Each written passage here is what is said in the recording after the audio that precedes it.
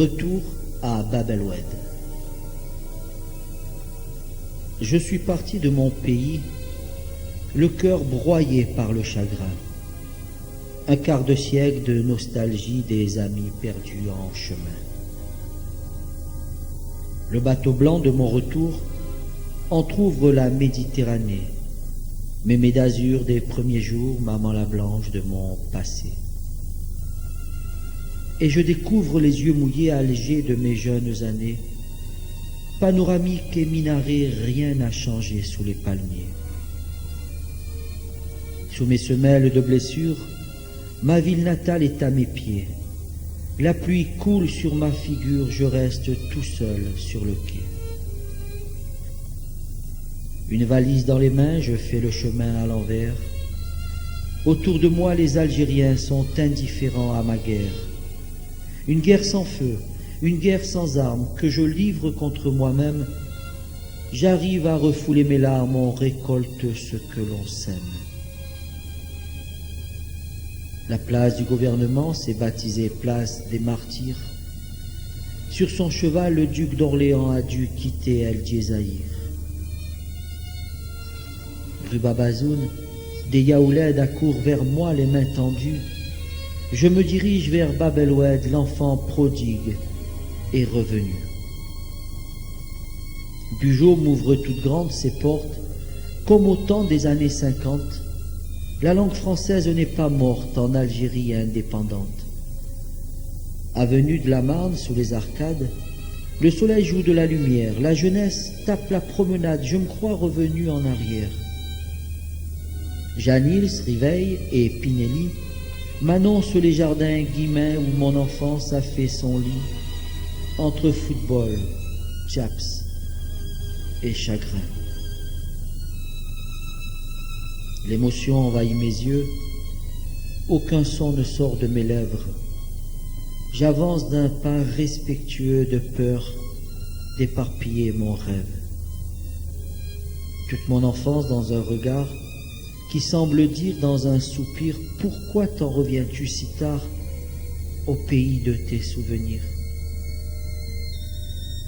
À 2 pas de Padovani, sur l'esplanade du jardin, défilent tous les visages amis qui partagèrent mes matins. Gozlan, Mani et Médinet, Capot, Boisis et Abergel et toute la bande du quartier. Dieu que l'amitié était belle. Rien dans les poches, tout dans le cœur. On partageait ce qu'on avait, c'était le secret du bonheur, au chaud soleil de l'amitié. Le nom de ma rue a résisté au grand courant d'air de l'histoire. Autour de moi, rien n'a changé, des enfants jouent sur le trottoir. Mon balcon semble m'interpeller, comme le faisait jadis ma mère, qui me demandait de monter lorsque s'allumaient les lumières. Mon ascenseur a disparu, les rampes se sont envolées. Je monte les marches, le cœur à nu, l'odeur des murs me saute au nez.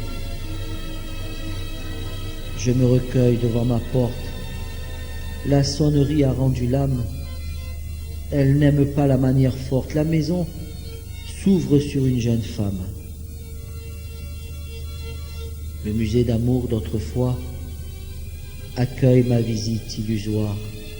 Je ne retrouve pas mon chez-moi, ici rien ne sent le pied noir. On a pastelisé les murs de coloris acidulés. Je me referme sur ma blessure, comme un amnésique déphasé.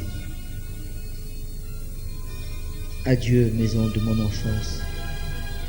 Adieu jardin d'adolescence. En exorcisant ma souffrance, j'espère atteindre l'indifférence.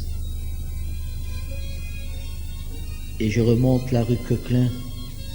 Je descends la rue Rochambeau. Devant l'école, c'est un gamin qui joue aux billes et au noyau. L'avenue de la Bouzarea, noire de monde et de pauvreté, offre une image de la Casbah qui aurait changé de quartier. Les 3 horloges repeintes en bleu oublient le temps de la mémoire, quand défilaient les jours heureux, éclaboussés d'accents pieds noirs. La côte de la Basseta a digéré la paella, effacé la violetera, Luis Mariano et Sevilla.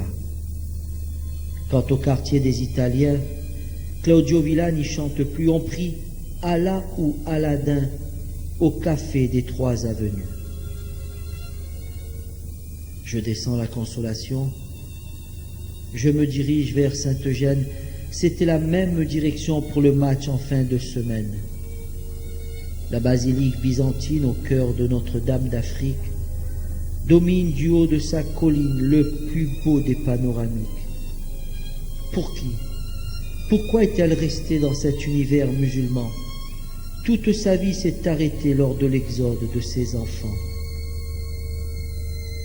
Le cimetière israélite où s'enfonce la tombe de mon père ouvre ses grilles pour la visite d'un homme en quête de prière.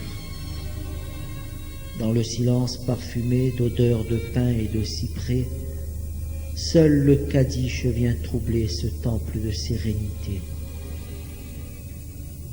Le sirocco a apporté le sable venu du Sahara. Les tombes en sont toutes maculées, jamais personne ne les nettoie.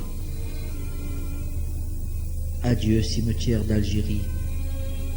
Dormez, sentinelle de la mort. Vous resterez notre patrie, quelle que soit la ville ou le port, où nous traînons cette nostalgie qui est toujours à nos côtés. Quand on a perdu son pays, on vit toujours au temps passé. Adieu, pays de mes amours.